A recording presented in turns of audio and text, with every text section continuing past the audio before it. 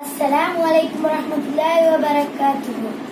حمدا وشكرا لله والصلاة والسلام على رسول الله وبعد. أعوذ بالله من الشيطان الرجيم.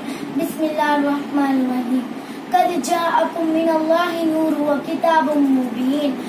صدق الله العليم. قال النبي صلى الله عليه وسلم لولاك لما خلقت الأفلاك. சர்வ புகழேக இறைவனாய் அல்லாஹ்விற்கே சொந்தம். சாந்தியும் சமாதானமும் சர்க்குணநாதர் சர்மார்க்க போதகர் சாந்தி நபி மீதும் அன்னாரை துயர்த்திட்ட யாவர்கள் மீதும் உண்டாவதாக. ஆமீன். எனக்கு இம்மன்றில் கொடுக்கப்பட்டுள்ள மகுடம் அன்னலாரின் அற்புதங்கள்.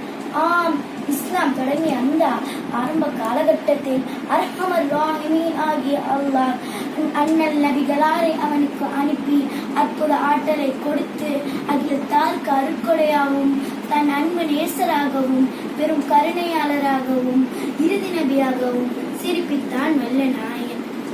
அந்த அருமை நபி அவர்கள் தன் ஆற்றலை வெளிப்படுத்தி கூனி குறுக்கி கிடந்த குவளையத்தின் பிடரியை பிடித்து நிமித்தி வளைத்து கிடந்த அதன் முதுகெலும்பை மேற்படுத்தி உள்வாங்கி போன அதன் கண்களுக்குள் ஒளியை பாய்ச்சி கருத்து போன இதயத்தை கழுகி கரை போக்கி உலகை உன்னதமாக்கின்றார்கள் உத்தம நபி அவர்கள். இதைத்தான் அல்லாஹ் தன் வான்மறையில் கதிஜாஅக்கும் மினல்லாஹி நூரும் வ கிதாபும் முபீன், அடியார்களே, உங்களிடத்தில் இறைவன் புறத்திலிருந்து அருட்சுடரும் தெளிவான வேதமும் வந்துள்ளது என இயம்புகின்றான். அன்னலாரின் அற்புதங்கள் என்றால் அடுக்கடுக்காக சம்பவங்களை அள்ளி வீசலாம். ஆரம்பமாக உலகில் எத்தனையோ கோடான கோடி மக்கள்கள் பிறக்கின்றார்கள், இனியும் பிறப்பார்கள். ஆனால் யாராவது பிறக்கும் போதே அற்புத ஆற்றலை அள்ளி தெளித்தவராக பிறந்திருக்கின்றார்களா என்றால் நிச்சயமாக கிடையாது. ஆனால் உலகை உய்விக்க வந்த உத்தம நபி அவர்கள் உதித்த சமயத்தில் பாரசீகர்கள் தங்களுக்குள் வீழ்ச்சி கிடப்பதை உணர்ந்தார்கள். ஒரு முறை உஸ்மான் இப்னு அபுல் ஆஸ் ரலியல்லாஹு அன்ஹு அவர்களின் தாயார் கூறினார்கள், நபி ஸல்லல்லாஹு அலைஹி வஸல்லம் அவர்கள் பிறப்பின் போது அவ்விடத்தில் நான் இருந்தேன். அவ்வீடே பிரகாசமானது, நட்சத்திரங்கள் வெகு விரைவில் இருந்ததை கண்ட நான் அது என் மீது விழுந்துவிடும் என அஞ்சும் அளவிற்கு மிக சமீபத்தில் இருந்தது என கூறினார்கள். அன்னலாரின் பிறப்பாற்றல் சிறப்பு என்றால் அவர்கள் வளர்ந்த ஆற்றல் மிக மிக சிறப்பாக அமைந்தது. நபி ஸல்லல்லாஹு லவுலாக்க லமா ஹலகத்துல் அஃப்லாக். ஏந்தல் நபி இல்லை என்றால் எழில்மிகு உலகமேது என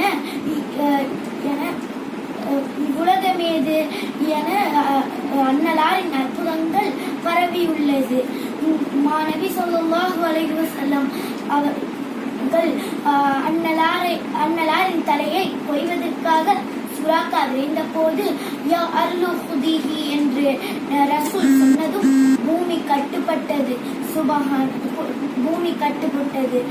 சுபஹானல்லாஹ்.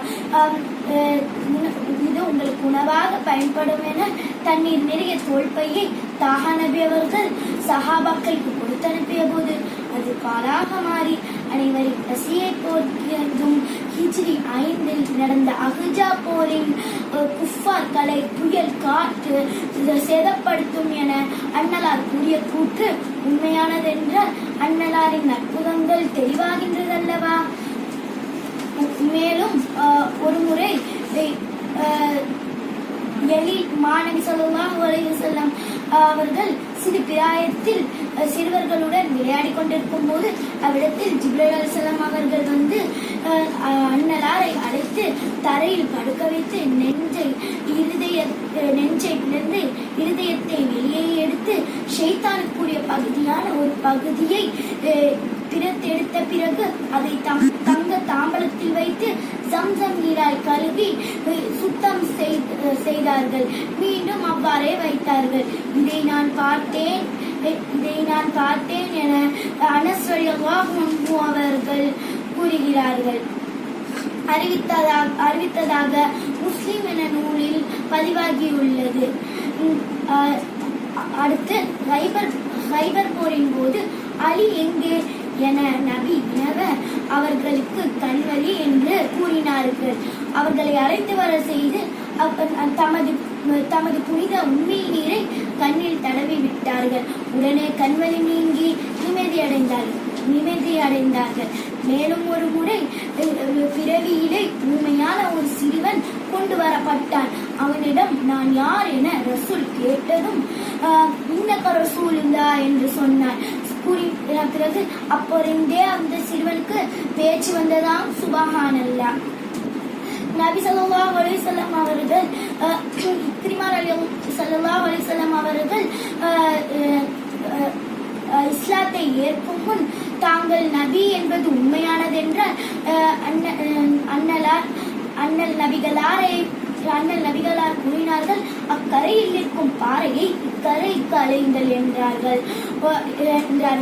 நபி ஸல்லல்லாஹு அலைஹி வஸல்லம் அண்ணல் நபிகளாரை செய்கை செய்திட அதாவது விடத்தை விட்டு நகர்ந்தது. நீரில் மிதந்து நபிகளாரிடம் வந்து ஷஹாதத் கூறியது. ஆக எம்மான் நபிகளாரின் ஒவ்வொரு அசைவிலும் செயலிலும் சொல்லிலும் உறுப்பிலும் அற்புதங்கள் கொட்டியே கிடந்தன. இதுதான் தன் வான்மறையில் மனித சமுதாயமே அல்லாஹ்விடமிருந்து மாபெரும் அற்புதம் உங்களுக்கு வருகை தந்துள்ளது என கூறினான். மேலும் அற்புத நபிகளாரோ தன் அற்புதங்கள் எல்லாம் தலையான நிரந்தர அற்புதம் குர்ஆன் என்று கூறினார்கள். இவ்வாறு அண்ணலாரின் அற்புதங்களையும் அவர்களின் வழிமுறைகளையும் சொல்லி முடிக்கவே முடியாது. இவ்வாறு அற்புதங்களை விஞ்ஞானத்தால் அணுகாமல் மெஞ்ஞானத்தால் அணுகுவோம். அண்ணல் ஆற்றிய நபிகளாரை அணுவாய் பின்பற்றி இரு உலகிலும் வெற்றி பெற செய்வோம். வல்ல ரஹ்மான் தௌஃபீக் செய்வானாக. அஸ்ஸலாமு அலைக்கும் வரஹ்மத்துல்லாஹி வபரகாத்துஹு.